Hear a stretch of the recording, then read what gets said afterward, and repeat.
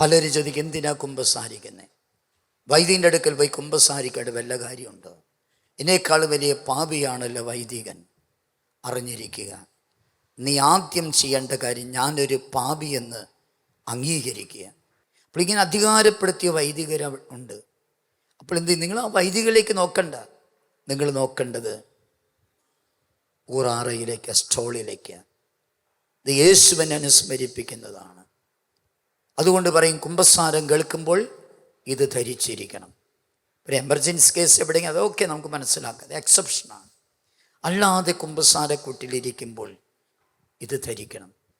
ഇനി കുമ്പസാരിക്കാൻ പോകുമ്പോൾ ഒരു 10 മിനിറ്റെങ്കിലും ആത്മപരിശോധന ചെയ്യുക. എന്നിട്ട് ആത്മപരിശോധന, ഞാൻ എന്നാണ് കുമ്പസാരിച്ചത്? അന്ന് വൈദികൻ കൽപ്പിച്ച പ്രായശ്ചിത്തം നിറവേറ്റുക. ചിന്തിക്കുക. കുമ്പസാരിക്കാൻ ചെന്ന് മുട്ടുകുത്തിട്ട് പറയുക, പാപിയായി എന്നിൽ കനിയണമേ. എന്നിട്ട് പറയുക, കുമ്പസാരിച്ചിട്ട് എത്ര നാളായി? കൃത്യം ടൈമൊന്നും പറയണ്ടേ, ഇത്ര വർഷമായി, ഇത്ര മാസമായി, ഇത്ര ദിവസം, അത്രയും മതി. അന്ന് വൈദ്യം കൽപ്പിച്ച പ്രാവശ്യം നിറവേറ്റിയോ ഇല്ലെങ്കിൽ ഇല്ലെന്ന് പറയുക. അടുത്തത് പറയണം, നേർച്ചക്കടങ്ങൾ നിറവേറ്റാതെ കിടപ്പുണ്ടെങ്കിൽ അത് പറയണം. ചില നേർച്ചക്കടങ്ങൾ മരണം വരെ നീട്ടിക്കൊടുത്തത് മരിക്കുന്ന നേർച്ചക്കടത്തോടെയാണ്. നേർച്ച നേർത്തുമ്പോൾ നമ്മൾ ദൈവത്തിൻ്റെ ഇത് ഉടമ്പടിയാണ്, നിറവേറ്റിയിരിക്കണം. എന്നിട്ട് നിങ്ങളെ തന്നെ ഒന്ന് പരിചയപ്പെടുത്താനാണ് പറഞ്ഞത്, അല്ലാതെ പേരും അഡ്രസ്സും പറയാനല്ല. ഒരു വൈദികനടുത്ത് കുമ്പസാരക്കുട്ടി പേര് പറയണ്ട. ഒരു വൈദികനടുത്ത് കുമ്പസാരക്കുട്ടി നിങ്ങളുടെ അഡ്രസ്സ് കൊടുക്കണ്ട, ഫോൺ നമ്പറും കൊടുക്കണ്ട, ചോദിച്ചാലും കൊടുക്കണ്ട. അച്ഛൻ പറഞ്ഞെന്നങ്ങ് പറഞ്ഞേക്ക്. Praise the lord. എന്തിനാണെന്നറിയോ? നിങ്ങളുടെ ജീവിതാന്തസ് വെളിപ്പെടുത്താൻ. ഞാൻ കുമ്പസാരിക്കുന്നത് എങ്ങനെയാണ്? ഞാനൊരു വൈദികനാണ്, ധ്യാനഗുരുവാണ്. അത്രയും കൂടെ ഞാൻ പറയും. കാരണം ഒരു ധ്യാനഗുരുവിന് കിട്ടേണ്ട ഉപദേശം എനിക്ക് തരണ്ടേ.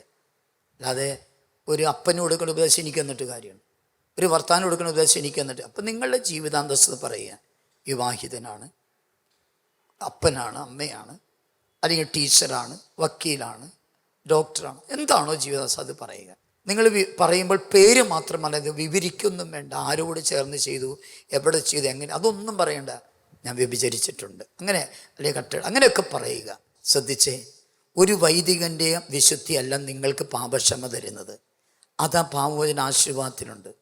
അനുതപിച്ചു വരുന്ന പാപിയെ സ്നേഹിക്കുന്ന കർത്താവ് എനിക്ക് തന്നിരിക്കുന്ന അധികാരം ഉപയോഗിച്ച്, കണ്ടോ, എനിക്ക് തന്നിരിക്കുന്ന അധികാരം ഉപയോഗിച്ച് പിതാവിൻ്റെയും പുത്രൻ്റെയും പരിശുദ്ധാത്മാവിൽ എൻ്റെ പാപങ്ങൾ ക്ഷമിച്ചിരിക്കുന്നു എന്ന് പറഞ്ഞ് ഞങ്ങൾ പാപം മോചിക്കും. ഇപ്പം എൻ്റെ വിശുദ്ധിയല്ല.